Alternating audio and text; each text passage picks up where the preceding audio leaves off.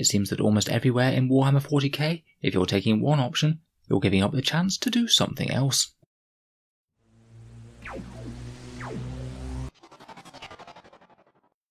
Hello and welcome back to Auspex Tactics for a bit more of a discussion related video.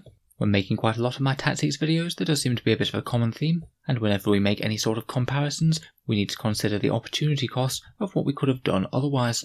In this video I just wanted to quickly go over that concept and just how many ways it can impact on someone playing 40k. According to the dictionary on the internet, opportunity cost is the loss of other alternatives when one alternative is chosen. It's very obvious with things like money. If you buy something, then you can't buy something else with the same money. And in terms of decision making within Warhammer 40k, it seems to be pretty much everywhere. Now I know that Warhammer 40k is a hobby, people do it for fun and to relax, so I'm certainly not saying it's worth getting worked up about the opportunities that you're missing and any fear of missing out. But I think it can be quite helpful just to think about what things you're passing up by choosing things in the various different areas of the hobby. When buying and collecting models, before you even start playing Warhammer, you have the choice whether to take this leisure money and spend it on models or buy something else entirely with it. Is that new £105 monolith going to be worth the very fancy meals or goods that you could buy with that if you wanted to? And is it going to make the experience of your army that much better than buying something a bit cheaper? I've not got anything against the monolith, but when Games Workshop releases very big prices like this, it does raise the question just that little bit more. If you have committed the money to spending on Warhammer, then when you're first starting out you have the choice of taking one army over the other. Do you want Space Marines or Orcs, Death Guard or Tyranids? They all have their own advantages and disadvantages, including price to collect the army, the lore, the age and look of the sculpts, their rules and playstyle in game, and their support from Games Workshop. It's a big decision and I have made videos in the past about it on the channel, but it could give you a very radically different experience of playing Warhammer. When you have committed to an army, everything that you decide to buy could be weighed up against another kit within that range. If we were going down that Necron example, would you prefer to have the monolith or 30 more warriors to swell out the ranks of your legion? When considering purchases, it's always worth considering eBay and discount boxes that Games Workshop sell, as well as discount retailers. If, say, you could be happy with some pre-owned Necron warriors that someone has assembled and painted, then you're likely going to be able to get more of them for the same amount of money. Things like model accessories, such as basing supplies and upgrade packs, can also significantly eat into the hobby budget as well. Different people get very different amounts out of them, and as a bit more of a gamer, I tend to leave off things like Games Workshop fancy custom-made dice and things, because it means that way I can just buy more miniatures. Even when you've got your miniatures together, you still have plenty of decisions to make with assembling and painting them. This one tends to be more of the backlog for me. I really have to pick and choose which unit I want to work on next, as I'm a bit slow to make and paint them, so every unit that I finish up for the army means that I'm not getting this other one done that I'd really quite like. I've found that having a bit of a bottleneck isn't the worst thing for my wallet though, as it stops me buying too many multiples of units just because it's very good in game or it looks really cool. When you're making the miniatures, you often have the choice of committing to a various different war gear option. A lot of miniatures come with dual options, some of which might be very balanced in game, some of which might be very imbalanced, but might be redressed in a future balance update. Those can also be a big decision, and might make completed miniatures significantly more or less useful to you, depending on how Games Workshop changes the rules, or whether you've made the right choice in the first place. You do have the option of magnetising, which can be done with quite a lot of Games Workshop's kits, but that's also not a free action in yourself. It takes a fair bit of time and expertise, and it'll mean that you get things done a bit slower compared with if you hadn't bothered magnetising.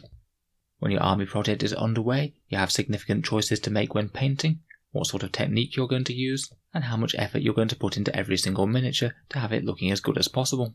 Some people might prefer just the very utilitarian approach of getting things battle ready quickly, where some people prefer to invest a little bit more time in each miniature and try and have a better looking army at the end of the day as a result.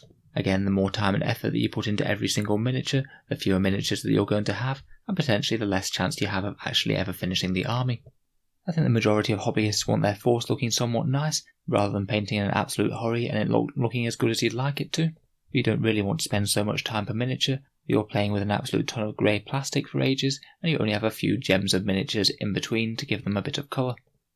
Colour schemes can have a bit of an opportunity cost in themselves. If you paint all your miniatures up as ultramarines, then that can have rules implications. Many people, myself included, wouldn't mind playing against ultramarines using different chapter rules, but some people find that quite disturbing, and it can potentially mean that going with your own custom colour scheme allows for a bit of extra flexibility in game. Moving on to in-game decisions.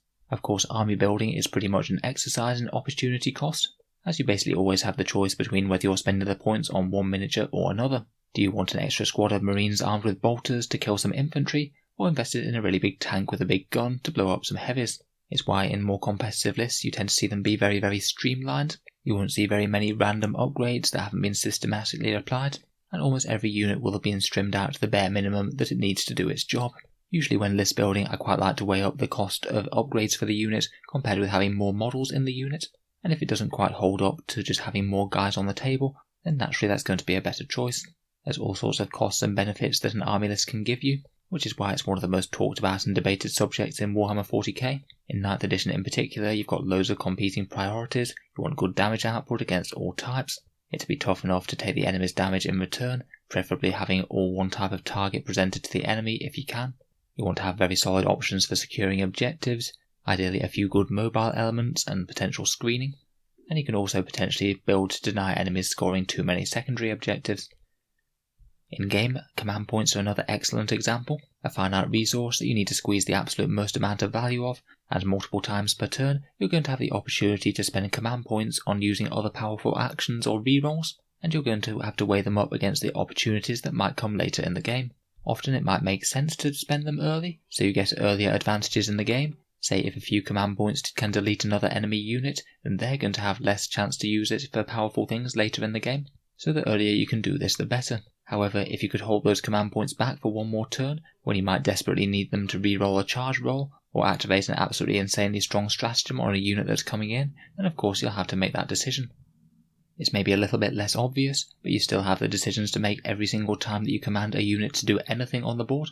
Some notable examples are as to whether or not you're going to start a unit in Deep Strike or Strategic Reserve, or start on the board itself. Both can have their merits, and give you different chances and opportunities in game.